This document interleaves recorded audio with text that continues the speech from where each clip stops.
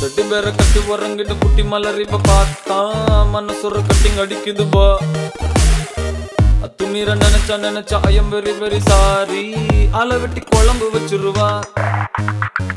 ரெண்டு பேரை கட்டி உறங்கிட்டு குட்டி மலர் இப்ப பார்த்தா மனசுற கட்டிங் அடிக்குதுப்பா.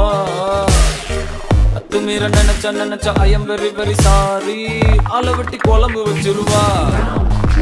காத்துக்காவும் பீக்காக் ஆகும், ஹார்மோன்கள் ஆடவிக்காகும். காக்காவும் பீக்காக் ஆகும், ஹார்மோன்கள் ஆடவிக்காகும்.